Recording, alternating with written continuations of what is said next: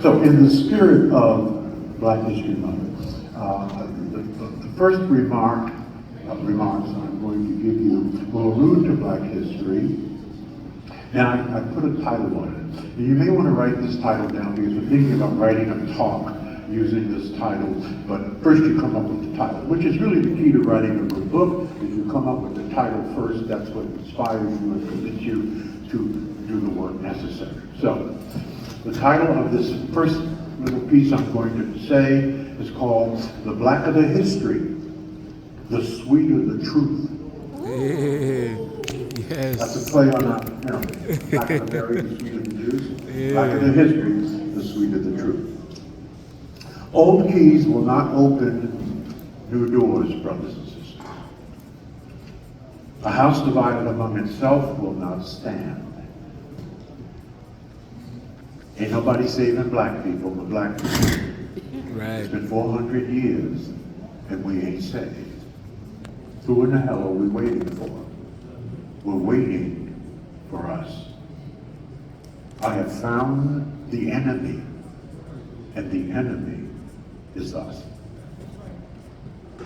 We're all drinking from wells that we did not dig, that we are standing on the shoulders of giants.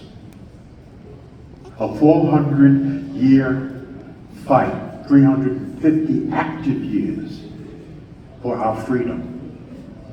From 1619 to 1864, a 250-year fight against slavery to become a free people. A 100-year fight for civil rights, voting rights, public access. We can credit that fight to baby boomers. That is the legacy that we will leave future generations of our people. We must never forget this work that has already been done so that we could sit here, love on each other, learn from each other, grow with each other. The question that we have to ask ourselves is, are we worthy of that legacy? And if you feel that we are worthy of that legacy, the bigger and deeper question is, what then will be the legacy of Generation X, Y, Z, and Generation Alpha? What will our children's children's children be saying about them 150 years from now? I hope it's economics. Because economics, in case no one has told you, is the new black power.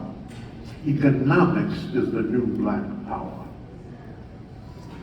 We cannot allow our legacy as a culture to end with a civil rights struggle. I was running the streets of Harlem, 1962. I was 17 years old. As stated, born and raised in Bed-Stuy, Brooklyn, New York. Now, they say when you're born in Bed-Stuy, Brooklyn, New York, you're either a thug or a gangster. I'm a gangster. We're going to find out in the next few minutes. On the corner on Lennox and 125th Street, right down from the Apollo, was a young brother on the corner on a soapbox, as they used to do back in the day. That's where I first connected with Malcolm X, on the corner in Harlem. But that wasn't the brother that was talking at that time I was there. You may know him as Stokely Carmichael from Port of Spain, Trinidad. He later changed his name to what? Kwame Ture. He died in Africa. He was the radical arm of Dr. Martin Luther King. Stokely Carmichael said something so profound and so deep, planted a seed in my brain to affect my entire life. I researched, found what he said. Instead of paraphrasing what Stokely Carmichael said on that day, I'm going to read it exactly as he said it. He said, no black person in this country makes any advancement solely based on his or her talent or worth.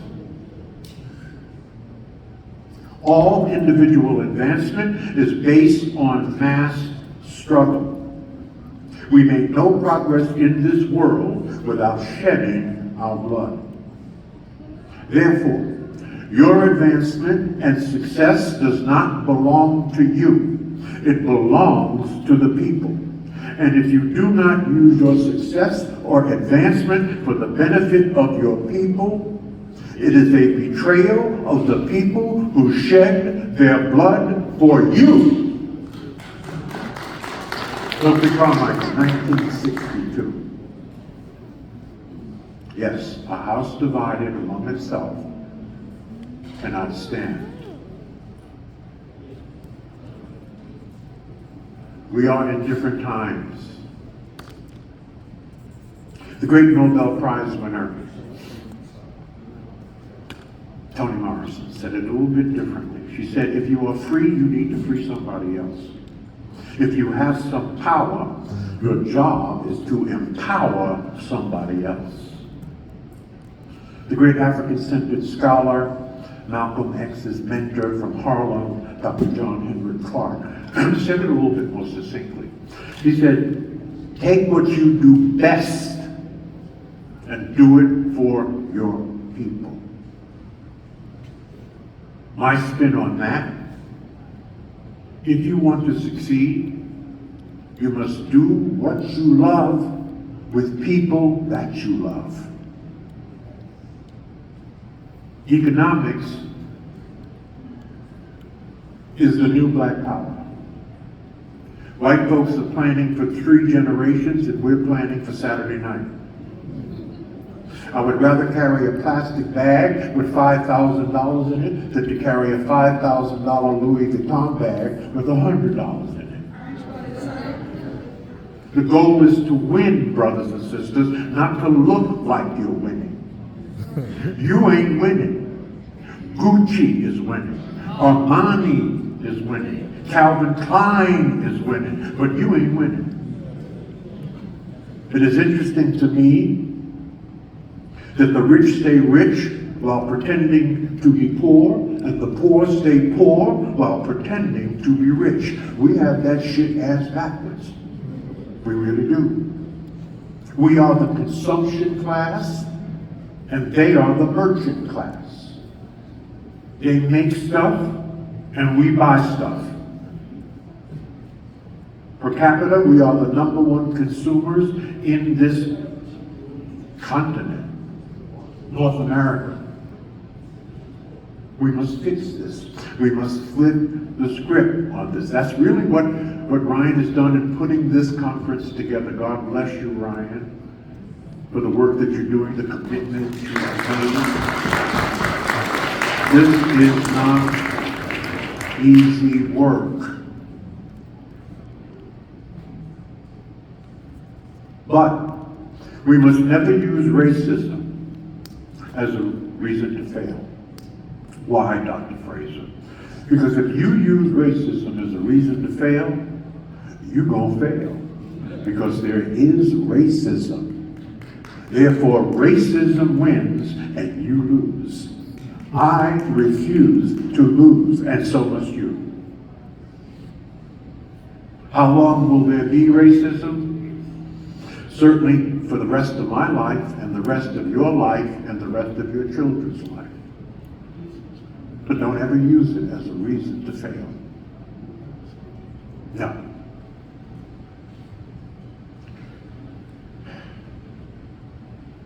Now let me say this and still be loved.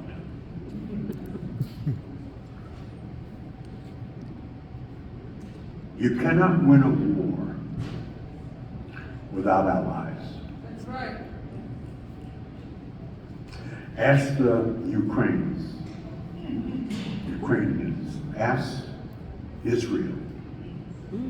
Many of those allies will not look like us, but they know us, respect us, empathize with our cause, and they love us in their own way and can do things that we cannot do. So where you find them, embrace them. Utilize them They have utilized us, and I mean it in a good way. But at the end of the day, generally speaking, white people are not thinking about us. You know who white people are thinking about? White people.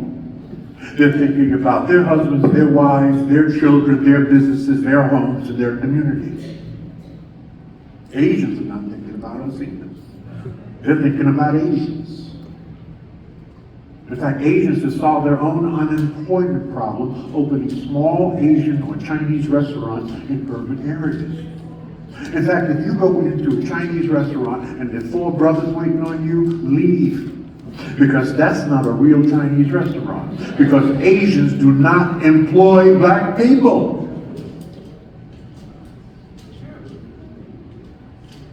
I had a good friend said to me, white friend, he said, George, I know what black people's problem is.